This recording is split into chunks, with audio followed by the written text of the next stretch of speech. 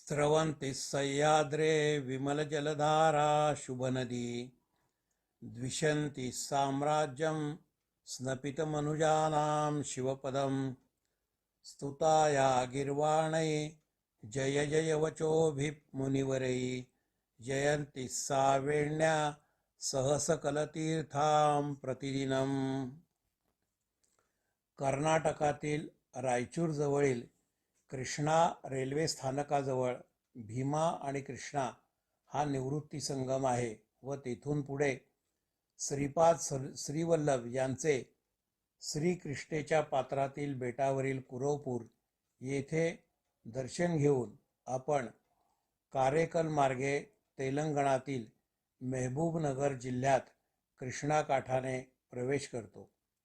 कोरबा खुर्द मुसलई पल्ले या काठच्या गावातून पुढे कृष्णेवरील जुर्ला येथील बांध किंवा धरण या ठिकाणी आपण पोचतो.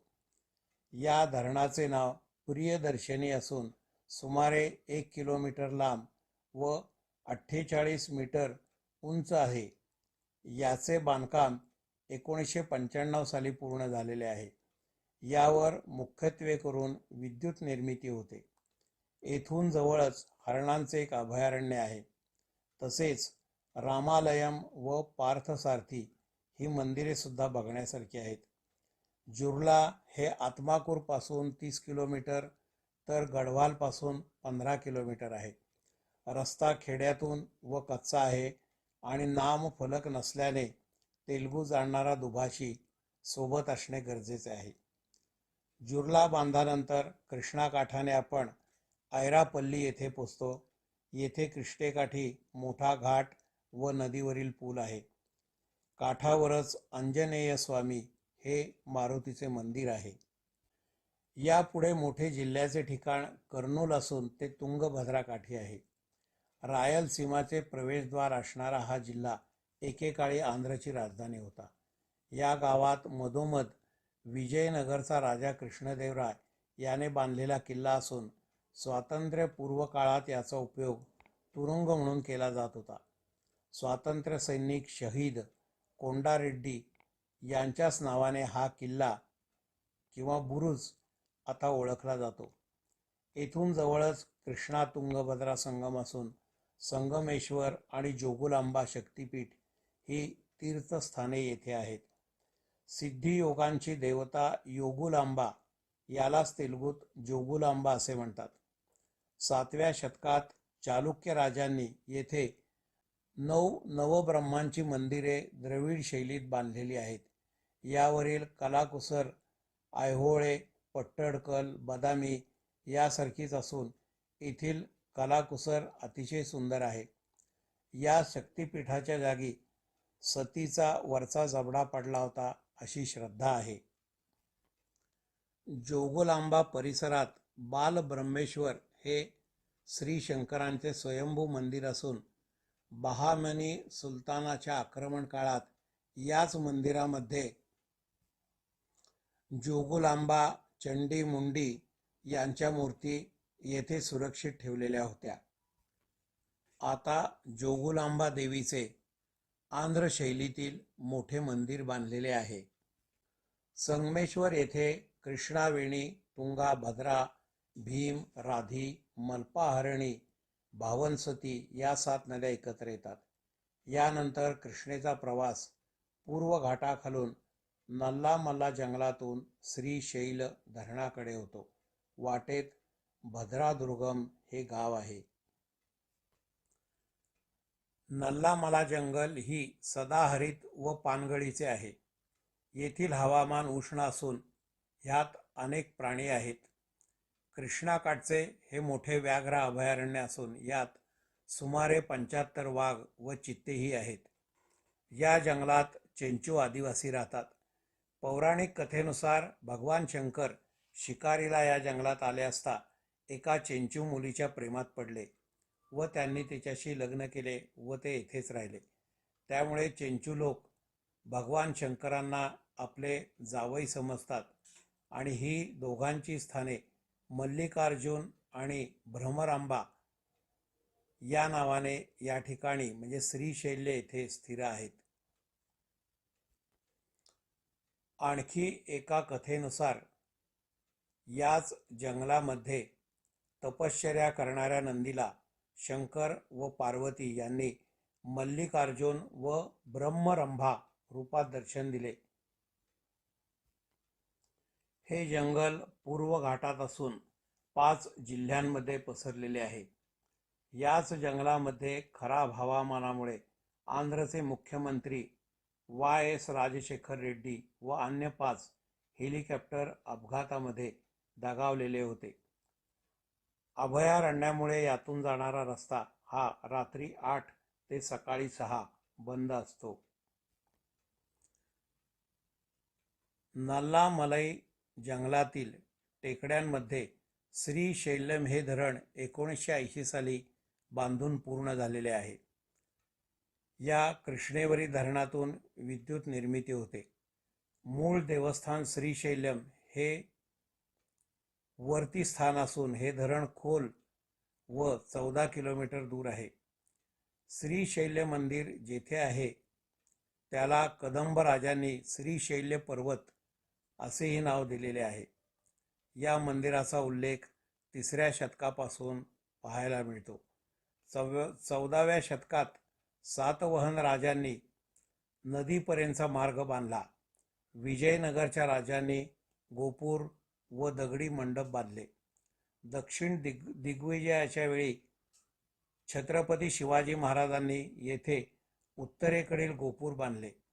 या परिसराजवळच त्यांचे एकमेव सुंदर मंदिर व संग्रहालय आहे. श्रीशैल्य मल्लिकार्जुन हे 12 ज्योतिर्लिंगापैकी एक असून भ्रमरांबा देवी श्रीसुंदरी हे शक्तिपीठ येथे आहे. येथे सतीचा उजवा पाय पडला अशी श्रद्धा आहे. मंदिराचा परिसर भव्य असून मंदिर केव्हा दर्शनासाठी उघडे आहे याची माहिती आधी करून घ्यावी लागते. आंतरजालावरून ही पूर्वदर्शनाची अभिषेकाची व्यवस्था करता येते. या मंदिराच्या आतील कलाकुसर अतिशय सुंदर व बघण्यासारखी आहे. दर्शनासाठी रांगा, प्रतीक्षालय, पाण्याची सोय, प्रसाधनगृहे ही व्यवस्था आहे. आत जाताना शक्यतो पांढरी लुंगी व उपरणे घालून जावे लागते. जाताना आपले फोन जमा करावे लागतात. येथे गाभाऱ्यात जाऊन स्पर्श करून ही दर्शन घेता येते. मुख्य गाभाऱ्याच्या बाहेरील बाजूस भ्रमरांबा शक्तिपीठ हे मंदिर आहे. बाहेर पडण्याचा मार्ग वेगळा असून तेथे लाडू प्रसाद विकत मिळतात. राहण्यासाठी येथे अनेक धर्मशाळा व अन्य सोयी आहेत. परिसरापासून जवळच खोलवर वाहणाऱ्या कृष्णा नदीला पाताळगंगा असे म्हणतात. येथे जाण्यासाठी रज्जू मार्ग आहे आणि त्यापासून पुढे सुमारे 15 मिनिटे चालत व पायऱ्या उतरून नदीपर्यंत जावे लागते. येथे भाविक नदी पूजा करून स्नान करतात. इथूनच दत्तावतार श्री नरसिंह सरस्वती यांनी अवतार समाप्ती केली होती. येथील कर्दळी वनातच श्री अक्कलकोट निवासी स्वामी समर्थ प्रकट झाले होते. येथूनच स्वयंभू लिंग असलेली अक्कम्मा महादेवी गुहा आहे. येथे बोटीने जावे लागते, मात्र तिची व्यवस्था केव्हा चालू आहे याची माहिती घेणे गरजेचे आहे. येथे नियमित हजारो भाविकांची गर्दी असते. याच पंचक्रोशीतील साक्षी गणपती, शिखरेश्वर, सिद्धिरामप्पा कोलारू धबधबा या ठिकाणीही अगत्य जाऊन यावे. श्रीशैल धरणाच्या पुढे नदीवर पूल आहे व पलीकडील बाजूला घाट आणि शंकराचे मंदिर आहे. या घाटाने नदीपात्रापर्यंत जाता येते. या धरणानंतर अचमपेट, देवरकोंडा ही नदीकाठची ठिकाणे असून पुढे नागार्जुन सागर येथे कृष्णा नदीवरील सर्वात मोठे धरण आहे. श्रीशैल धरणाप्रमाणेच याचाही काही भाग तेलंगणात तर काही आंध्र राज्यात येतो. येथे विद्युत निर्मिती होते व अनेक जिल्ह्यात शेतीसाठी सिंचनाचे पाणीही उपलब्ध होते. 1967 साली धरणाचे बांधकाम पूर्ण झाले आहे. ते 12 वर्ष चालले होते व सुमारे 70,000 लोक येथे काम करत होते. 1.5 किलोमीटर लांब व 400 फूट उंच असलेले हे जगातील सर्वात उंच धरण समजले जाते. याला सुमारे 40 फूट बाय 40 फूट मापाचे 26 दरवाजे आहेत. या धरणाच्या कामाच्या वेळी उत्खननात अर्जुनकोंडा हे बुद्ध स्थान सापडले. पूर्वी येथे इक्ष्वाकू व सातवाहन राजांची राजधानी होती. येथे सापडलेले सुमारे 30 बुद्ध स्तूप बाहेर काढून याच पाण्यातील बेटावर संग्रहालय स्वरूपात ठेवलेले आहे आणि काही भाग शेजारील गावातही ठेवलेले आहेत. या बेटावर जाण्यासाठी असलेल्या बोटी शुक्रवारी बंद असतात. धरणाच्या मुख्य भिंतीच्या पलीकडे नदीपर्यंत जाण्यास पायवाट आणि पायऱ्या आणि कच्चा रस्ता असा आहे. येथील पाणी स्वच्छ आहे. येथून पुढे कृष्णा नदीसोबत जाताना माचर्ले गावाच्या पूर्वी इथिपोथाला येथे यातूनच सोडलेल्या पाण्याचे 2 चंद्रवंका व सूर्यवंका या नावाचे धबधबे नद्या स्वरूपात आहेत. या दोन्ही नद्या पुढे कृष्णेलाच मिळतात. हे पाणी दरीत जेथे पडते तेथे मगरींचे प्रजनन केंद्र आहे. येथील एका जवळच्या कड्यात श्री दत्तांचे स्थान आहे. येथे पायवाटेने जाता येते. धबधबे पाण्याचे ठिकाण वनक्षेत्रात असून ठराविक वेळेत तिकीट काढून आपल्याला तेथे जाता येते. वजीराबाद जिल्ह्यातील वाडापल्ली येथे कृष्णा व मुसी या नद्यांचा संगम आहे. कृष्णेकाठची कोथापल्ली, दैडा, पोंडुगाला ही गावे आपल्याला जाताना लागतात. विकाराबाद जवळील अनंतगिरी टेकड्यात उगम पावणारी कृष्णेची उपनदी ही मुसी आहे. ही हैदराबादमधून वाहते. तिच्या एका बाजूला जुने तर दुसऱ्या बाजूला नवे हैदराबाद आहे. याच पाण्याचा उपयोग करून हिमायत सागर व उस्मान सागर हे या नदीवरील 2 मानवनिर्मित तलाव किंवा जलसाठे असून त्यामधून हैदराबाद आणि सिकंदराबादला पाणी पुरवठा होतो. वाडापल्ली येथे संगमावर जाताना विचारून जावे लागते. येथे नामफलक नाहीत. येथे उताराचा मोठा घाट आहे. दोन्ही नद्यांच्या संगमामुळे पुढे कृष्णेचे पात्र मोठे होते. येथे नावासुद्धा आहेत.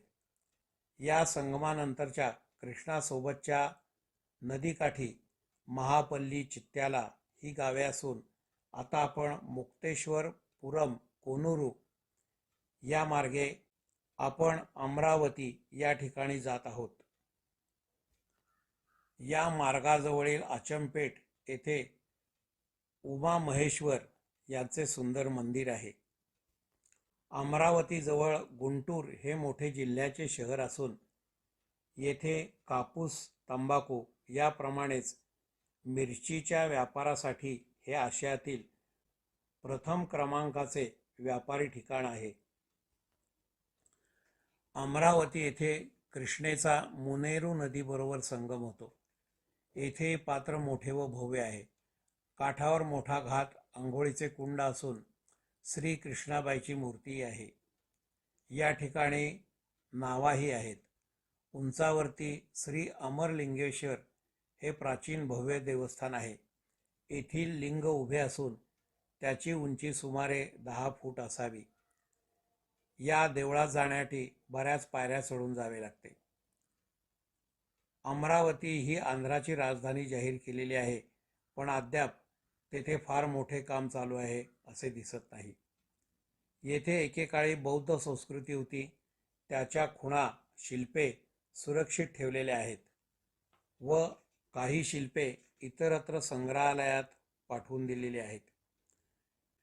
कृष्णाकाठचे विजयवाडा हे सर्वात मोठे शहर असून त्याला सध्याच्या आंध्रच्या राजधानीचा दर्जा आहे. विजयवाड्याला येताना कृष्णेकाठी हरिश्चंद्रपुरम हे गाव लागते.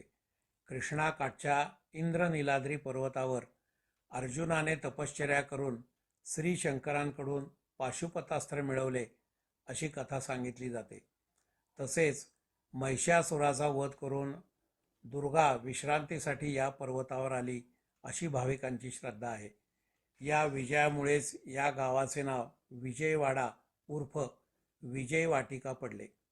चोला राज्यांच्या काळात याचे नाव राजेंद्र चोलापुरम, तर ब्रिटिश काळात बेजवाडा आणि आता पुन्हा विजयवाडा असे आहे. गोवळकोंडा सुलतानाच्या काळात येथे कृष्णाकाठी हिऱ्यांच्या खाणी सापडलेल्या आहेत. कृष्णेकाठच्या इंद्रनीलाद्री टेकड्यात उंचावर कनकदुर्गा मंदिर आहे. पूर्वीच्या बुद्ध संस्कृतीच्या स्तूप आणि इतर खुणांमुळे हिंदू आणि बुद्ध यात्रेकरू येथे आवर्जून येतात. नवरात्रात येथे कृष्णेकाठी दीपोत्सव होतो, तर कन्यागतात कृष्णेकाठच्या पुष्कर घाटावर 12 दिवस कृष्ण पुष्करालू उत्सव चालतो. कृष्णावेणी पुष्कर घाटावर पवित्र स्नानासाठी अनेक भाविक येतात. येथील कोंडापल्ली या ठिकाणची खेळणी प्रसिद्ध असून येथील किल्ला बघण्यासारखा आहे.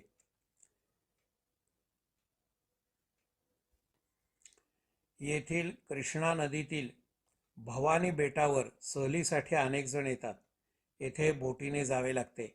वर्षाच्या ठराविक काळात येथे स्थलांतरित पक्षीही येतात. विजयवाडा ही आंध्रची शैक्षणिक, व्यापारी, राजकीय व सांस्कृतिक राजधानी आहे. कृष्णेवरील प्रकाशम बॅरेज हे धरण 1855 साली बांधून पूर्ण झाले.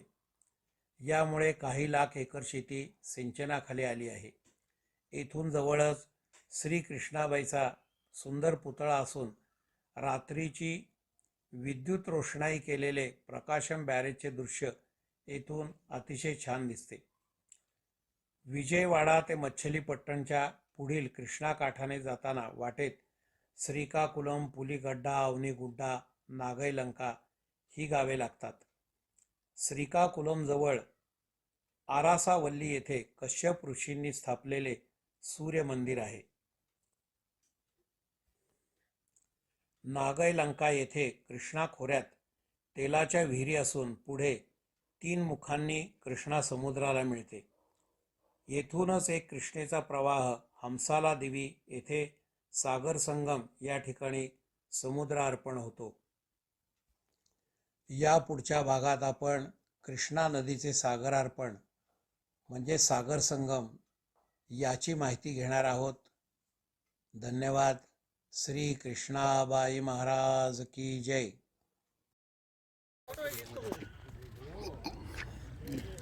कृष्णा आणि मुसी नदी यांचा हा वडापल्ली इथे संगम होत आहे. मुसी नदी ही हैदराबादकडून येते व कृष्णा नदी ही मल्लिकार्जुन म्हणजे श्रीशैल्य आणि नंतर नागार्जुन सागर इथे येते. हा त्याचा घाट आहे आणि या इथं बरेचसे धार्मिक विधी म्हणजे दशक्रिया विधी इत्यादी चालतात. आता कृष्णा नदी इथे बऱ्यापैकी स्वच्छ आहे आणि त्याचा बराचसा उपयोग हा आता धार्मिक विधींसाठीच केला जातो. आंध्र प्रदेशातील अमरावती ही आता आंध्रची राजधानी आहे. येथील ही कृष्णा नदी आणि तिचा घाट आपण काठावरून आता बघतोय. नदीचं पात्र खूप मोठं आहे. आपल्याला थोड्या दिसतात किंवा बोटी दिसतात. कडेला ही आंघोळीची सोय. काही ठिकाणी खडक आहेत.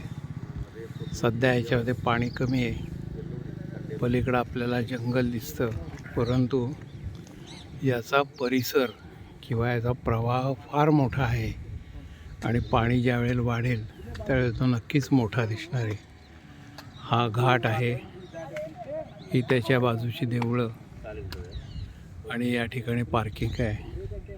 आता आपण यानंतर अमरेश्वर महादेव याचे दर्शन घेणार आहे.